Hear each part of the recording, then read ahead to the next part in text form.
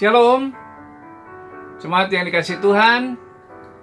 Senang berjumpa kembali dengan saudara di dalam Word from Heaven. Suatu hari, Maria, ibu Yesus, diundang untuk menghadiri sebuah pesta pernikahan di kota Kana, Galilea.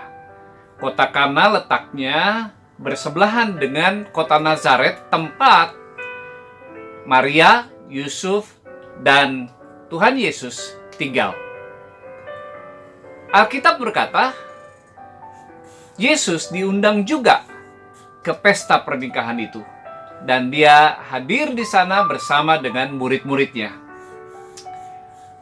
Maria cukup mengenal keluarga yang melaksanakan pesta pernikahan itu, sehingga dia segera tahu ketika ada masalah di tengah-tengah pesta.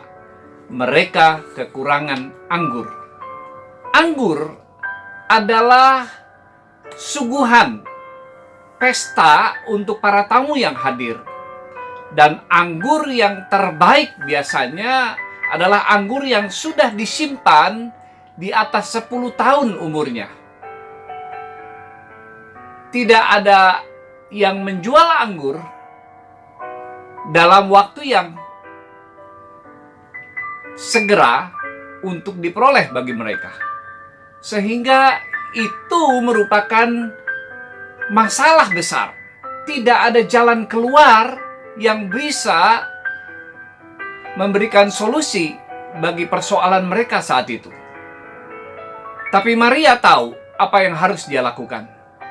Pertama, dia mendatangi Yesus dan dia berkata kepadanya, mereka kehabisan anggur. Maria tahu bahwa Tuhan Yesus dapat melakukan apa saja yang tidak bisa dilakukan oleh manusia. Kemudian Maria memberi perintah kepada para pelayan. Dia berkata, apa yang dikatakannya, buatlah itu. Karena Maria tahu, cara-cara Yesus menolong tidak selalu sama dengan pikiran manusia. Bapak Ibu Saudara yang dikasihi Tuhan, mujizat tidak akan terjadi jika para pelayan itu tidak taat dan patuh kepada perintah Yesus. Memang perintah Yesus tidak selalu masuk akal manusia yang normal. Yang sangat dibutuhkan adalah anggur. Tetapi Yesus memberi perintah kepada mereka. Isilah tempayan tempat pembasuhan. Saudara, tempayan tempat pembasuhan itu adalah untuk membasuh muka dan kaki ketika orang ingin masuk ke rumah pesta. Perintah itu tidak masuk akal buat para pelayan, tetapi mereka patuh dan taat. Sehingga mereka kemudian melihat mujizat yang besar, air menjadi anggur. Bapak Ibu Saudara yang terkasih, mungkin hari-hari ini saudara sedang menghadapi masalah yang berat. Persoalan yang tidak ada jalan keluarnya menurut akal pikiran saudara. Mungkin saudara ada di dalam keadaan sakit yang menurut dokter tidak ada obatnya. Mungkin hari-hari ini bisnis saudara mengalami kebangkrutan. Dan saudara berkata, sudah sekian puluh tahun saya membangun bisnis ini dan hancur begitu saja. Seolah-olah tidak ada jalan keluar sama sekali.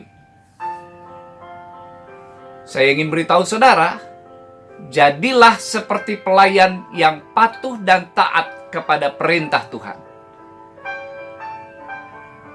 Dengan demikian, saudara akan melihat mujizat Tuhan terjadi di dalam hidup saudara.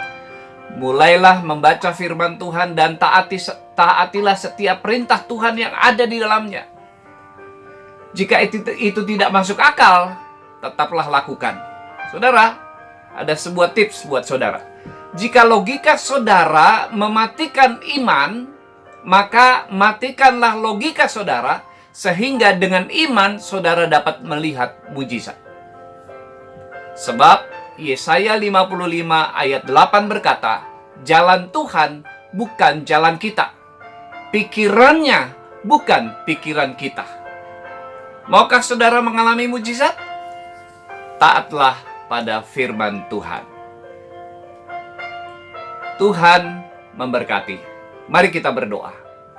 Bapa di surga, seringkali ketika kami membaca firman-Mu, itu tidak masuk akal di dalam pikiran kami, dan rasanya sulit untuk melakukannya. Tapi berikanlah kami ketaatan, sehingga dengan demikian kami melihat mujizat Allah dalam hidup kami. Dalam nama Tuhan Yesus, amin. Tuhan memberkati.